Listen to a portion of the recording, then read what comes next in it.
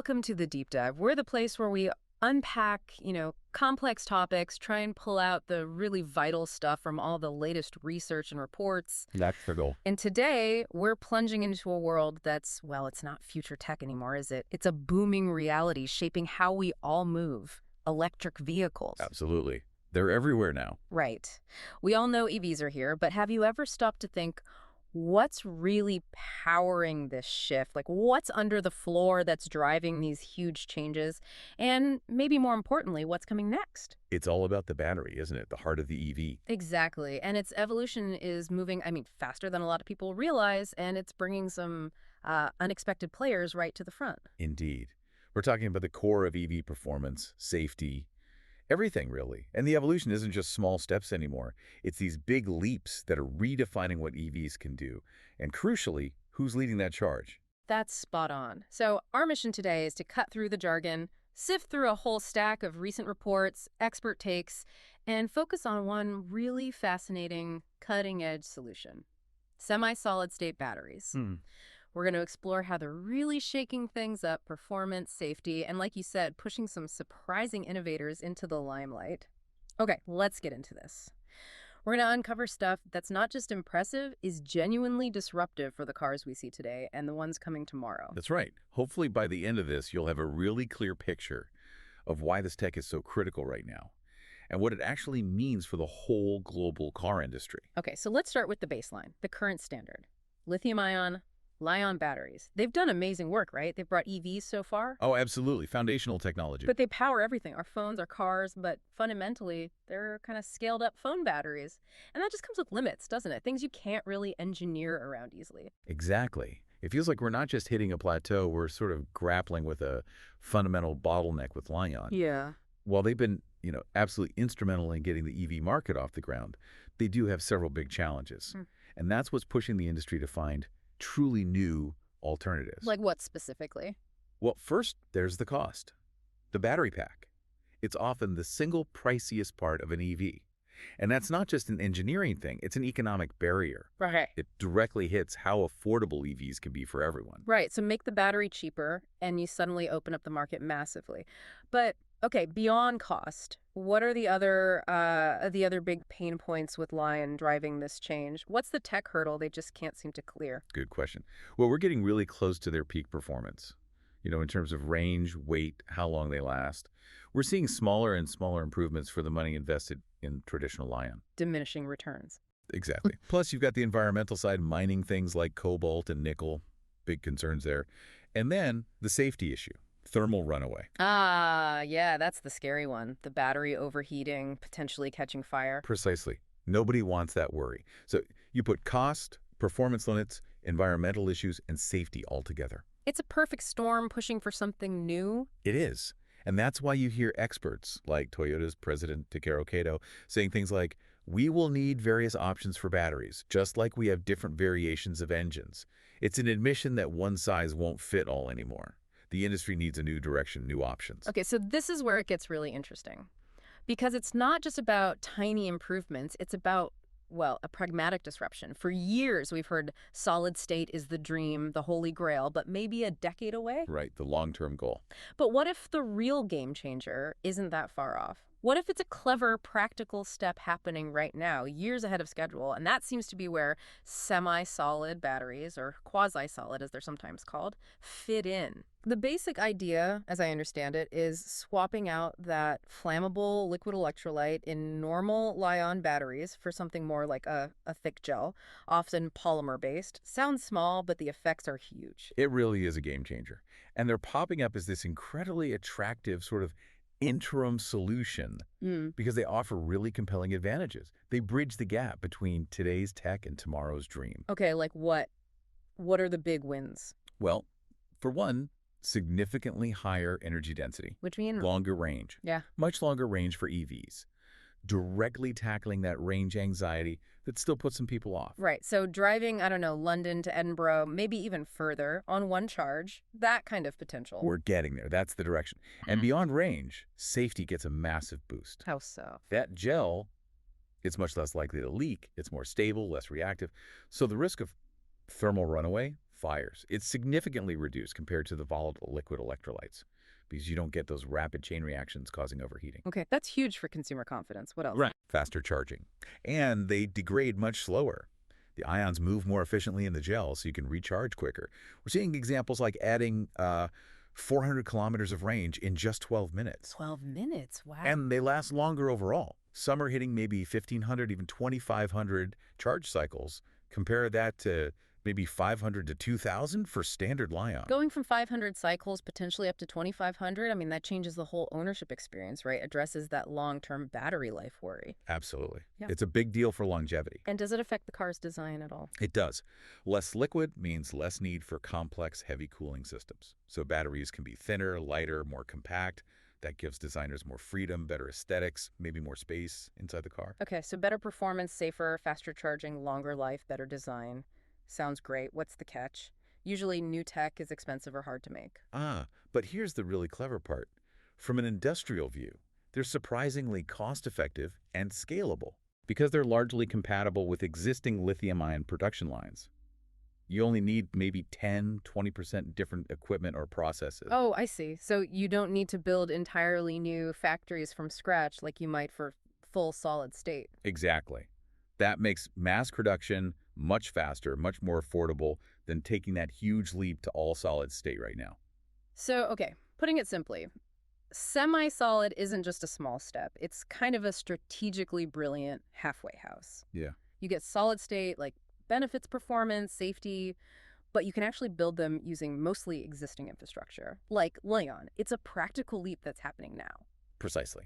Best of both worlds for the current moment. And when we talk about happening now, I mean, looking at the sources, it seems Chinese technology and especially brands like MG, they're really pushing this hard. They seem, well, frankly, far ahead of many European automakers in this specific area. That's a really crucial observation. It feels like a significant lead is opening up, and it could reshape the global power dynamic in automotive tech. Do we have concrete examples? Oh, definitely. The data shows it clearly in the market. Take the IM Motors L6 Saloon, Chinese manufacturer, right? Uses a 133 kilowatt semi-solid battery.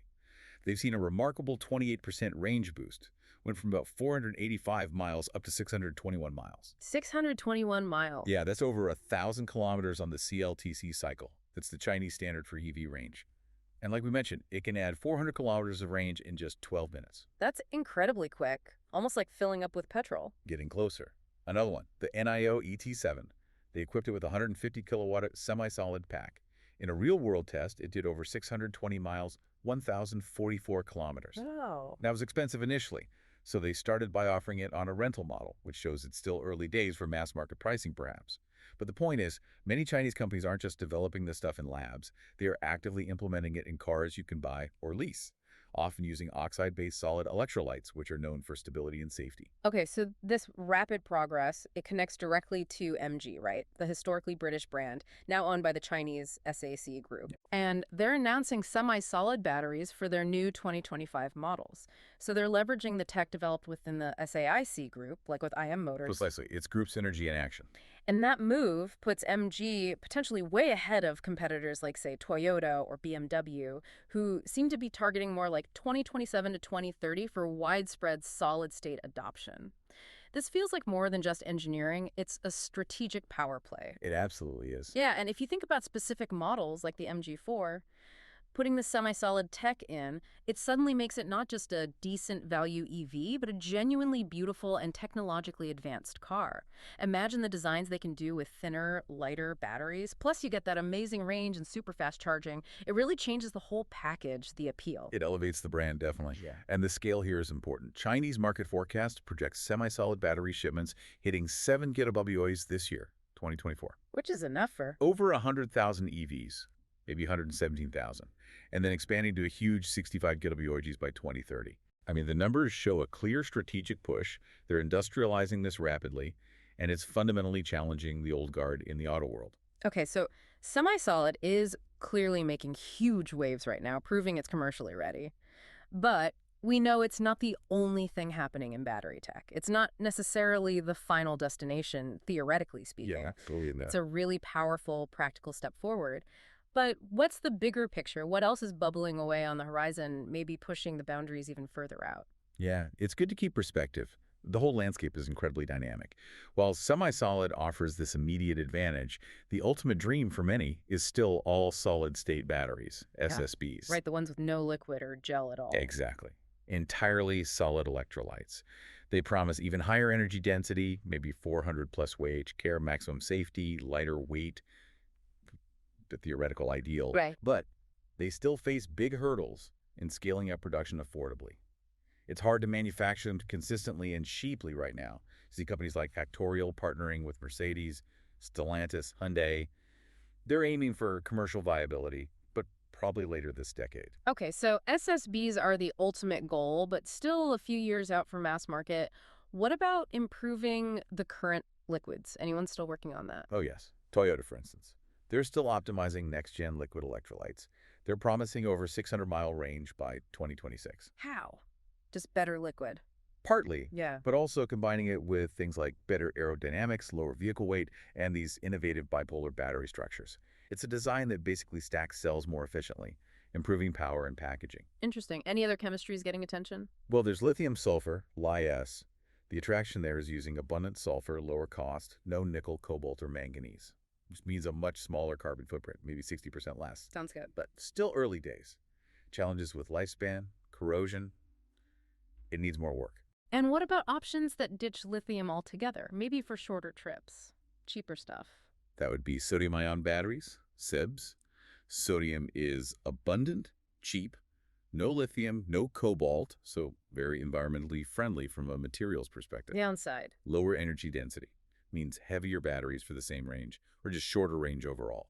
So they're probably best for, smaller city cars, maybe specialist uses, grid storage perhaps. Right. So as you can see, there's loads happening, lots on the horizon.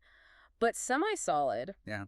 it really hits that sweet spot right now, doesn't it? That crucial balance of performance, safety, and critically real-world commercial viability today. Exactly. It's a very compelling solution for the present.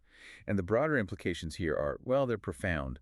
You often hear that innovation is one thing, but commercialization is the really hard part. Right, the long slog from lab to showroom. Exactly. And this is where semi-solid batteries are really shining. They kind of sidestep the usual decade-long delay. Because they can use so much of the existing manufacturing setup, a breakthrough that might normally take years to scale is actually hitting the market now. And catching some competitors flat-footed, it seems. It seems that way. Yeah. And you see this reflected in patent activity too. It's booming. Companies like LG Energy Solution, Samsung, the Chinese Academy of Sciences, huge investments, loads of patents being filed. LG Energy Solution actually looks like they have a significant lead in the sheer number of patents. Interesting. It shows a really strong R&D push, and it signals this intense global race. Everyone's fighting to secure dominance in the next phase of battery tech. So let's bring it back to the listener. Why should you, listening right now, care about all this battery chemistry talk? Well, fundamentally because it means better electric cars are coming your way, and potentially much sooner than you might have thought. Yeah. More efficient, longer range, safer peace of mind. And potentially, as manufacturing scales up, more affordable too.